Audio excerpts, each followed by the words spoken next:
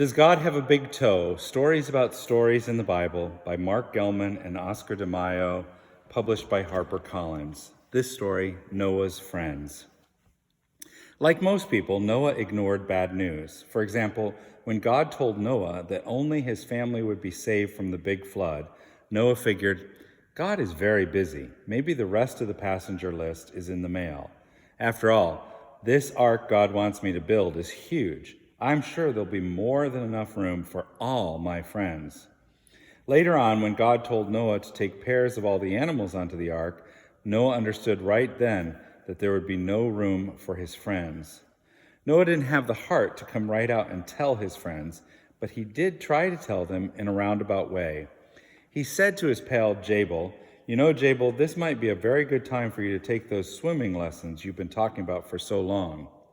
And to his friend Jahaz, "Jahaz, old buddy, take my advice and move your house to the top of that very high mountain. The view is great over there, and it's much cooler in the summertime." But Noah just could not bear to come right out and tell his friends about the flood. Noah's friends didn't pay much attention to his advice, but they became very curious about the huge pile of wood in Noah's front yard.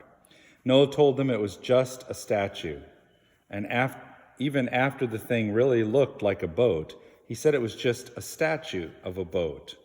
Noah's friends thought he was nuts, but then they thought that Noah was nuts even before he started building the ark. Then the animals started to arrive. Noah still could not tell his friends the truth, so he said to the animals were just there to pull the boat into the sea, but his friends did not believe him. "Chipmunks?" asked one. "Rabbits?" asked another, and they shook their heads.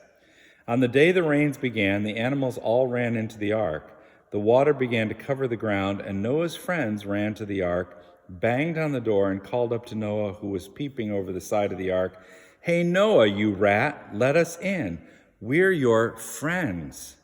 You can't float off and leave us here to drown. Save us, Noah, save us." Noah looked down with tears in his eyes and said, "I didn't pick me.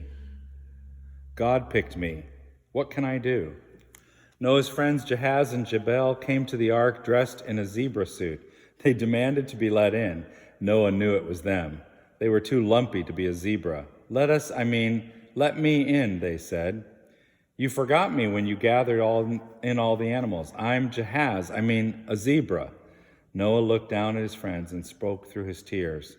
"My dear friends, I don't know how I can live without you. The world was not this bad when God gave it to us.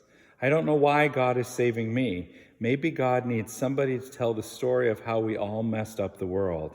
Maybe God wants some of the old life to grow up in a new, clean place. Honestly, I don't know.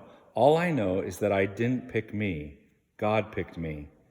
I will remember you always, and I will tell the story of how to live in the right way.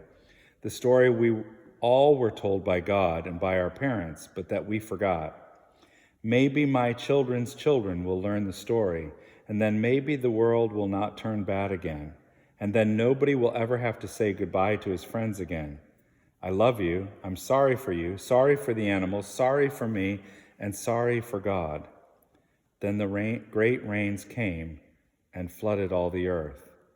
Some say it was just rain, but others say that it was God's tears.